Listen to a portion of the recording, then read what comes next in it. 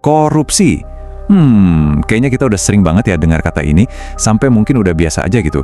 Tapi gimana kalau hari ini kita coba lihat masalah ini dari kacamata yang beda, lewat istilah satir yang lagi ngetren banget, Konoha. Kenapa sih di negara kita ini, yang katanya Konoha, korupsi tuh kayaknya kok susah banget ya diberantas? Yuk kita coba bedah bareng-bareng paradoksnya. Coba deh perhatiin ironi yang satu ini. Aneh banget loh. Di satu sisi ada maling ayam ketangkep langsung digebukin massa, bisa-bisa babak belur. Tapi di sisi lain ada koruptor yang nyolong duit negara sampai triliunan. Reaksi kita gimana? Paling cuma, ya udahlah, biasa di Konoha. Kok bisa ya? Standar moral kita kok bisa timpang banget kayak gini?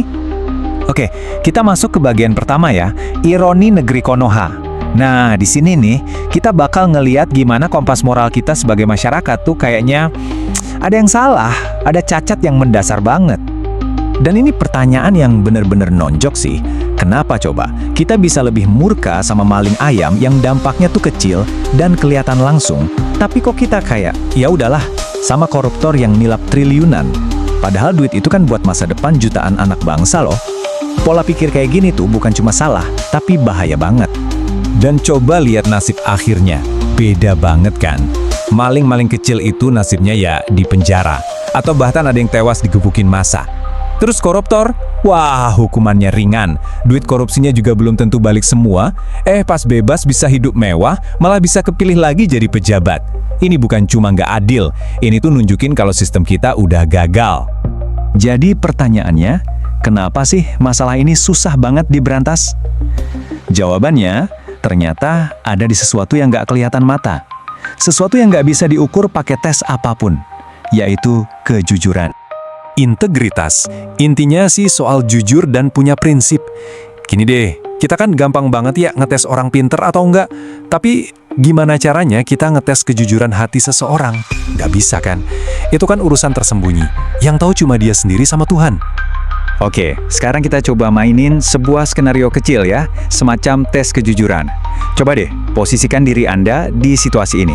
Biar kita sama-sama ngerasain segimana beratnya sih godaan itu. Bayangin nih, Anda seorang pejabat. Gaji bulanan Anda 10 juta rupiah. Ya, cukuplah buat hidup, tapi mungkin agak nepas juga ya. Terus suatu hari, ada yang datang nawarin sesuatu. Bilangnya sih bukan suap, cuma uang terima kasih aja kok buat sebuah proyek yang udah gol. Jumlahnya berapa? 200 juta rupiah. Wow, itu 20 kali lipat gaji bulanan Anda loh. Dapat cash saat itu juga. Duit yang bisa langsung mengubah hidup Anda sekeluarga. Nah sekarang, coba jawab jujur di dalam hati. Apa yang bakal Anda lakuin? Kalau kata sumber materi kita nih, cuma sedikit banget orang yang benar-benar bisa nolak tawaran kayak gitu. Disinilah dilema moral yang paling berat itu muncul. Dan inilah akar masalahnya. Pas banget kayak kutipan ini. Uang punya kekuatan buat mengubah hati manusia. Ya, godaan duit itu emang dahsyat banget. Dan inilah yang jadi biang kerok dari semua ini. Nah, kalau godaannya aja sekuat itu, masalah berikutnya jadi lebih gawat lagi. Secara nggak sadar, sistem kita ini malah menyaring dan ngasih panggung ke orang-orang yang paling berbahaya. Siapa mereka? Yaitu orang yang pintar, tapi nggak jujur. Coba deh pikirin gini, orang yang nggak pinter, tapi nggak jujur, paling-paling nyurinya recehan. Tapi, orang yang pinter, tapi nggak jujur, wah, daya rusaknya itu levelnya beda. Mereka ini yang bisa ngakalin sistem dari dalam, bikin skema korupsi yang rapi banget, dan ngerugiin negara sampai triliunan. Dan di sini letak kritik paling pedesnya. Sistem seleksi kita, mau itu buat jadi PNS, pejabat, apapun itu, fokusnya cuma satu, nyari orang paling pinter.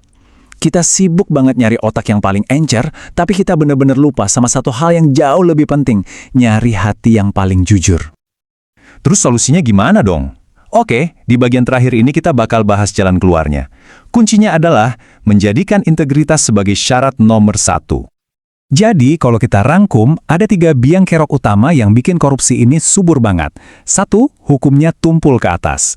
2, masyarakatnya sendiri cenderung maklum sama korupsi gede. Dan 3, sistem seleksinya yang cuma mentingin pinter doang, tapi nggak peduli soal jujur. Artinya apa?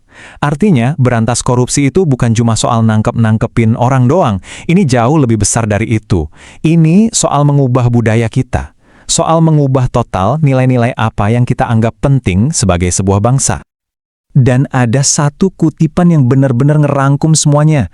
Selama kita lebih menghargai kepintaran daripada kejujuran, bangsa ini akan selalu kalah dalam perang melawan korupsi. Dalam banget kan? Sebagai penutup, saya mau ninggalin satu pertanyaan buat kita renungin bareng-bareng. Kalau sistem kita ini terus-terusan cuma nyari yang paling pinter, dan terus-terusan ngabaikan yang paling jujur, terus nanti siapa yang tersisa buat jagain negara ini?